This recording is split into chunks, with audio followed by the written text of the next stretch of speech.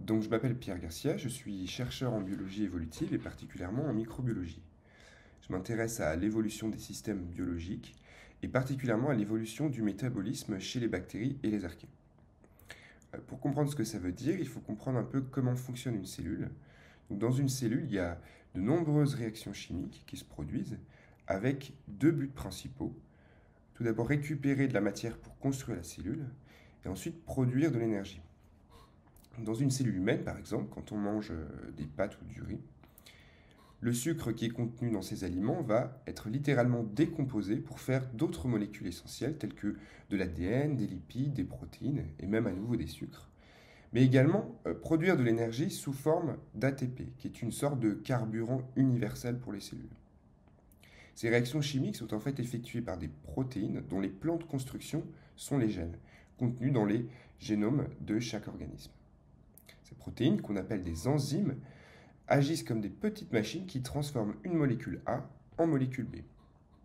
Lorsqu'on le regarde de façon globale au niveau de la cellule entière, les réactions chimiques suivent des voies et s'organisent en réseaux.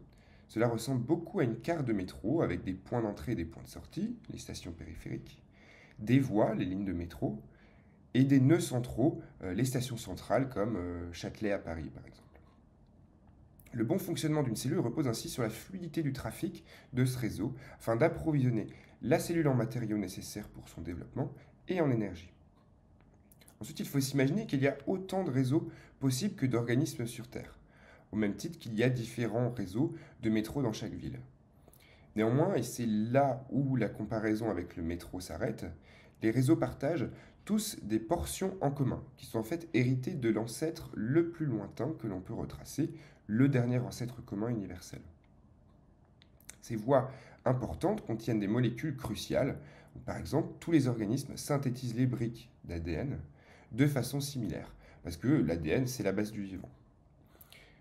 En dehors de ces voies conservées, certaines voies varient fortement d'un organisme à l'autre et sont apparues plus tard.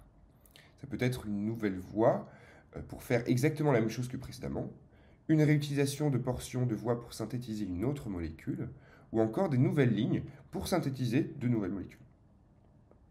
Par exemple, la photosynthèse, le fait de synthétiser de la matière organique à partir de l'énergie solaire, est vraiment spécifique de certains organismes, donc les cyanobactéries et les plantes par exemple. Dans ce contexte de variabilité entre espèces, les enzymes ne sont en fait pas les mêmes, et ça veut dire que les plans, c'est-à-dire les gènes, sont différents. En comparant les génomes entre eux, on peut modéliser les changements de réseau au cours de l'évolution, si vous voulez, les grands chantiers qui ont eu lieu. Concrètement, ces changements se traduisent par des mutations, des ajouts, des pertes ou des duplications de gènes. Ces modifications sont dues à des changements dans l'environnement qui ont forcé les individus d'une espèce à s'adapter pour survivre.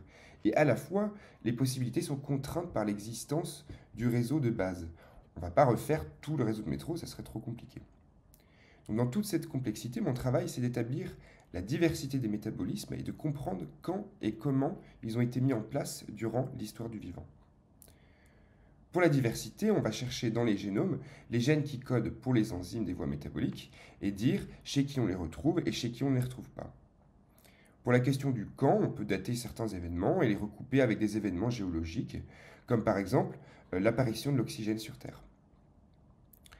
Pour la question du comment, c'est de savoir ce qui se passe durant le changement de réseau. Quels sont les gènes et quels types d'événements sont mis en jeu? Est-ce qu'une voie en remplace une autre ou est simplement rajoutée? Et quelles contraintes cela peut appliquer sur le trafic métabolique? Personnellement, je me suis intéressé à certaines portions du réseau métabolique qui ont des noms un peu barbares, comme la synthèse dicentre fer-soufre. Ce sont des molécules essentielles à plein d'enzymes. La synthèse de l'ADN ou encore des voies énergétiques diverses comme la méthanogénèse. Ma recherche permet non seulement de comprendre l'origine de la vie, les mécanismes fondamentaux du vivant, autant à l'échelle moléculaire qu'à l'échelle de la Terre, et sur des échelles de temps qui avoisinent les 4 milliards d'années. Et aussi, cela permet de fournir plein d'informations utiles pour les biotechnologies et le monde médical, notamment par exemple pour développer et optimiser des procédés de production de médicaments ou de biofuels dans des bioréacteurs qui pourraient à terme remplacer la pétrochimie. Vous en savez maintenant un peu plus sur comment étudier l'évolution des génomes avec du 9 docteur.